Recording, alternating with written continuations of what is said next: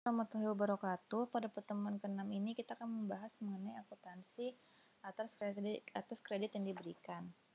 Nah, kredit itu sendiri itu bisa kita bagi macam-macam. Yang menurut bentuknya adalah kredit rekening koran. Kredit rekening koran adalah debitur diberi hak untuk menarik dana dalam rekening korannya sampai dengan sebesar plafon yang ditetapkan oleh bank. Pelunasan pokok kredit dilaksanakan pada saat jatuh tempo dengan bunga kredit secara umum dihitung secara harian berdasarkan baki debit atau outstanding kredit.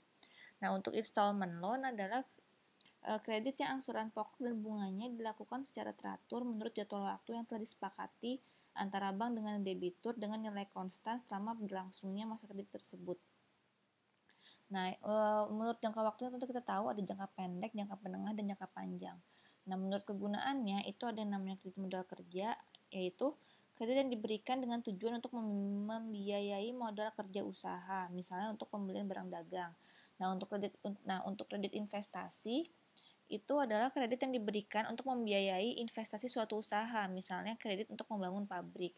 Nah, untuk kredit konsumsi berarti kredit yang diberikan untuk keperluan konsumsi. Kredit ini disebut sebagai personal loan. Jadi misalnya kayak KPR ya, kita beli rumah. Oke, untuk pembungaan kredit itu ada dua macam, yaitu bunga efektif dan sliding rate. Nah, kalau untuk bunga efektif, nilai nominal angsuran nilai angsuran bunga setiap periode atau bulan itu akan menurun, sedangkan angsuran pokoknya akan semakin meningkat. Nah, angsuran pokok dan bunga kalau misalnya dijumlahin, setiap periodenya akan sama besar. Jadi dia tuh setiap bulan itu nasabah itu akan membayar angsurannya itu tiap bulan tuh sama gitu. Hanya nilai angsuran pokok dan angsuran bunganya yang akan berubah. Nah, kalau untuk sliding rate itu nilai nominal angsuran bunganya setiap periode itu akan menurun, tetapi angsuran pokoknya akan sama gitu. Jadi kalau misalnya angsuran pokok sama bunga ditambah, itu lama-lama itu akan semakin menurun uang yang kita bayar nasabah bayar ke banknya gitu. Nah, selama ini sih yang sering dipakai adalah bunga efektif. Nah, ini kita akan membahas satu-satu mengenai bunga efektifnya. Mengenai bunganya. Nah, untuk bunga efektif, gimana cara kita mencari pembayaran angsuran tiap bulan yang tetap itu gitu. Itu nilainya rumusnya adalah nilai kredit dikalikan bunga, yaitu bunganya itu bunga per periode ya.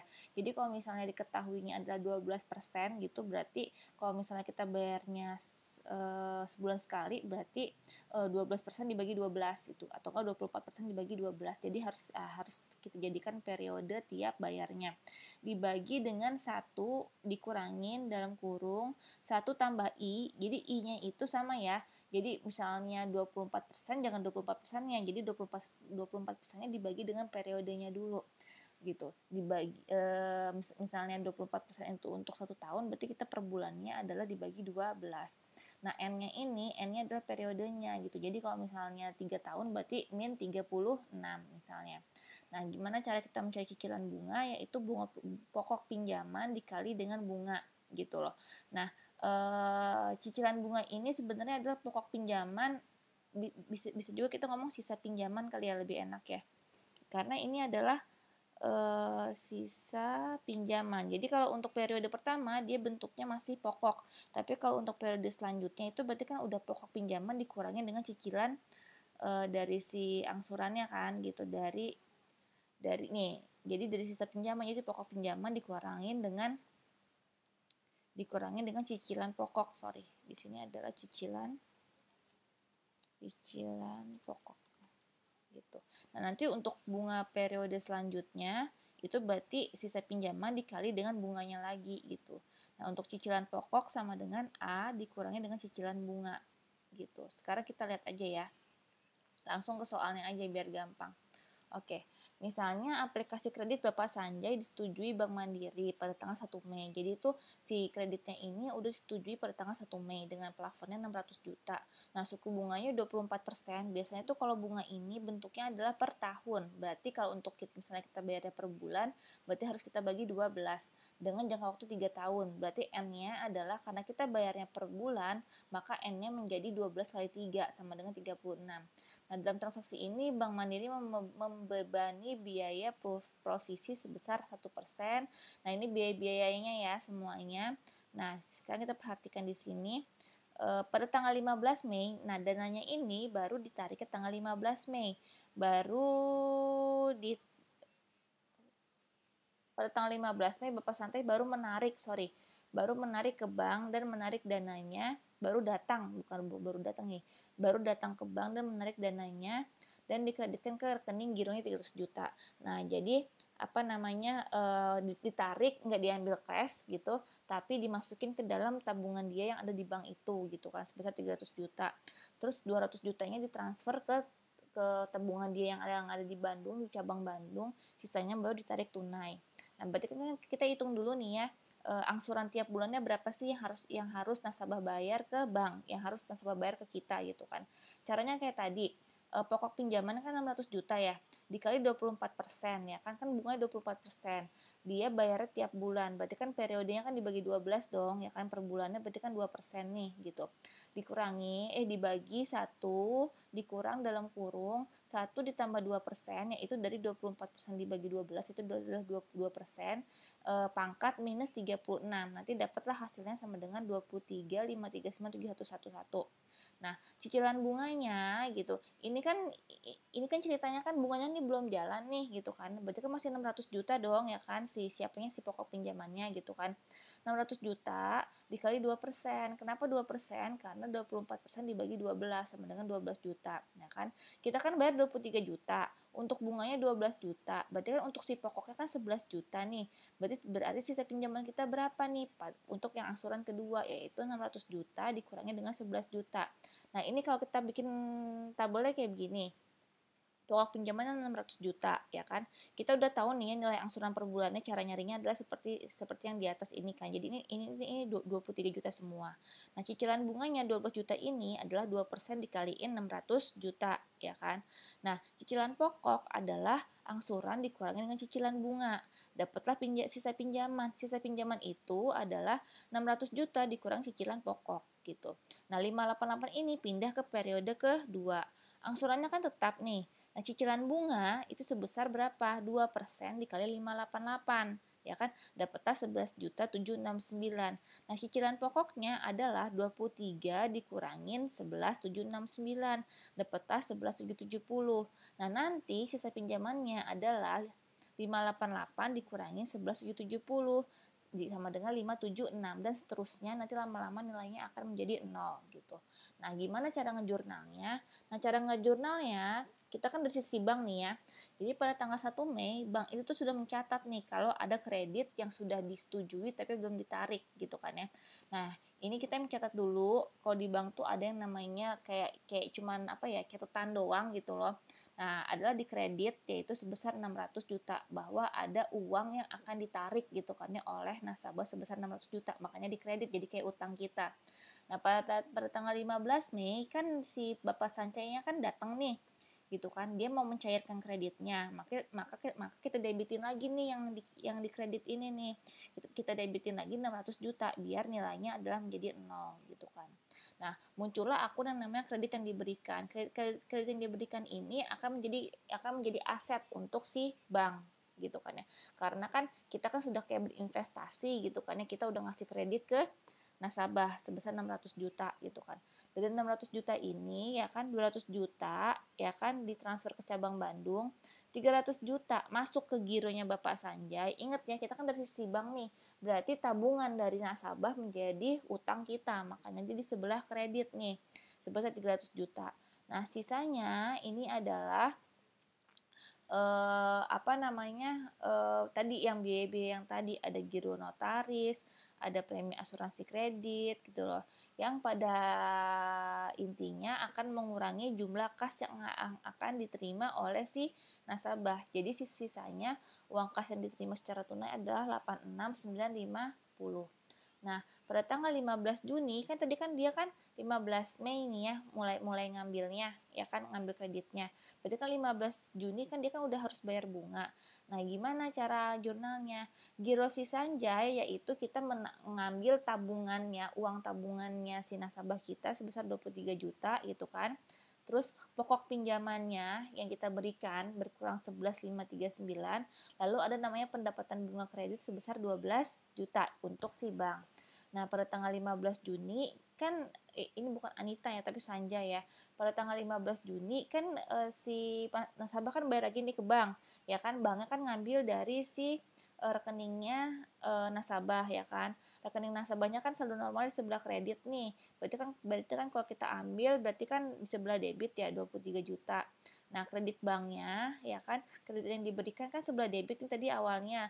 Karena pokoknya sudah dilunasi, maka di sebelah kredit 11.770, sisanya sebesar 11.769. Nah, ini kalau kita tambah dua-duanya ini sebesar nilai angsuran yang dibayar nasabah setiap bulannya, yaitu sebesar 23 juta. Jadi kalau untuk bunga efektif itu nilai dari cicilan pokok dan cicilan bunganya itu akan terus berubah. Yang tetap adalah nilai angsurannya, itu adalah bunga efektif. Nah, gimana kalau untuk sliding rate? Kalau untuk sliding rate itu tadi seperti yang kita jelaskan di depan di sini, kalau sliding rate itu nilai angsuran bunganya setiap bulan tuh berubah. Nah, tapi angsuran pokoknya nih, angsuran pokok itu maksudnya adalah cicilan pokok. Cicilan pokoknya itu akan sama gitu. Nah, sekarang kita lihat ya contohnya. Nah, jadi kita mencari dulu nih pokok pinjamannya yang akan berkurang itu setiap bulannya itu akan berapa gitu loh. Berarti saya bilangnya jangan pokok pinjaman ya. Cicilan pokok aja biar gampang. Oke. Cicilan pokoknya adalah nilai kredit dibagi periode berapa lama, setahun kah, 2 tahun kah gitu kan ya. Kalau 2 tahun dibayarnya per bulan berarti kita baginya dengan 24 gitu. Kalau cicilan bunga berarti sisa pinjaman dikalikan dengan bunga. Nah, sisa pinjaman sama dengan sisa sebelumnya dikurangin dengan bukan pokok pinjaman lagi nih, sorry. Dikurangin dengan cicilan pokok. Kita langsung ke soal ya biar lebih jelas. Jadi kitanya begini kalau di sini. Tanggal 25 April si Bu Anita itu mengajukan permohonan kredit 50 juta. Nah, disetujui tanggal 1 Mei, jangka waktunya 5 tahun, tingkat suku bunganya adalah 20%. Debitur dibebani biaya provisi 0,25 bla bla bla bla bla. Pada tanggal tersebut si Bu Anita langsung mencairkan kreditnya sebesar 50 juta dengan perincian ditransfer ke cabang Cirebon 20 juta, dikreditkan ke rekening giro, jadi dimasukkan ke rekening gironya si Anita 20 juta, sisanya akan dibayar tunai gitu kan. Nah, per tanggal 1 Mei kita nyari dulu dong cicilannya berapa gitu kan, cicilan pokoknya. Kan dia kan 5 tahun, 5 tahun berarti ada berapa bulan periodenya? Ada 60 kan? Berarti kan cicilan pokoknya yang akan berkurang itu adalah 50 juta dibagi 60 sama dengan 833. Nah, cicilan bunga angsuran pertama adalah 50 juta karena dia belum ada cicilan pokoknya kan sebelumnya, dikali 20% ya kan. Bunganya berapa persen? 20%. Ini kan bunga setahun nih, berarti kan kalau per bulannya kan dibagi 12 kan, sama dengan 833. Nah, sisa pinjamannya sama dengan 50 juta dikurangin 833, 49 sama dengan 49166. Kalau kita lihat di tabel, pada tanggal 1 Mei, bunga pokok pinjaman adalah 50 juta, ya kan? Nah, lihat, di sini yang selalu tetap adalah cicilan pokoknya, yaitu kita dapat dari 50 juta dibagi dengan 60. Jadi cicilan pokoknya akan terus berkurang sebesar 833.000 gitu. Nah, cicilan bunganya ini dapatnya dari mana? Itu adalah 20% bagi 12 dikali dengan 50 juta untuk yang 833.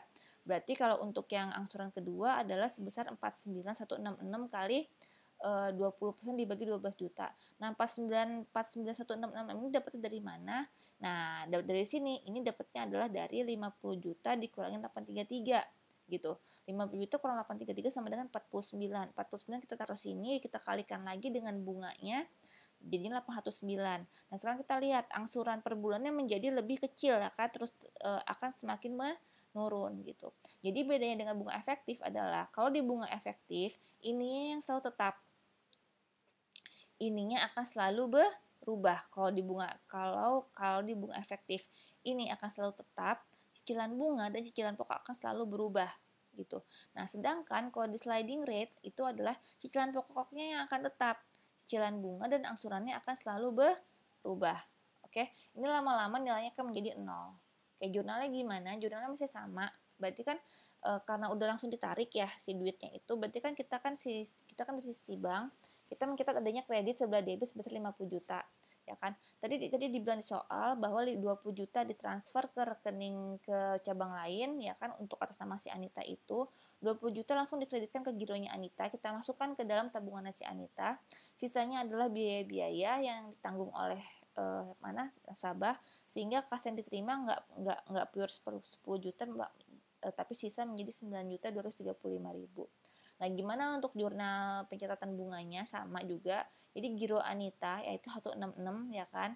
Nah, kita lihat di sini karena kan kalau di sliding rate ini kan cicilan pokoknya kan yang selalu sama. Jadi tiap periode ini kredit yang diberikan akan berkurang sebesar 833 gitu. Nah, pendapatan bunga kredit itu dari tadi gimana? 50 juta dikali 20% dibagi 12 sebesar 833 juga gitu kan. Baru ditambahin jadinya 166. Untuk yang kedua juga seperti itu. Ininya kan yang tetap nih, cicilan pokoknya tetap 833. Nah, si bunganya yaitu dari yang tadi 50 juta dikurangin 50 juta dikurangin 833 dulu. Jadi 49 sekian baru dikali 20% dibagi 12 dapat 819. Jadi total yang dibayar oleh nasabah adalah 1652. Ya, jadi bisa dimengerti ya, intinya adalah kalau sliding rate itu cicilan pokoknya yang tepat, sedangkan cicilan bunga dan angsuran perbunganya akan selalu berubah. Sedangkan kalau di efektif itu adalah angsuran per bulannya yang tetap, cicilan pokok dan cicilan bunganya akan selalu berubah. Oke. Sekian untuk pertemuan ke-6 ini mengenai kredit yang diberikan. Assalamualaikum warahmatullahi wabarakatuh.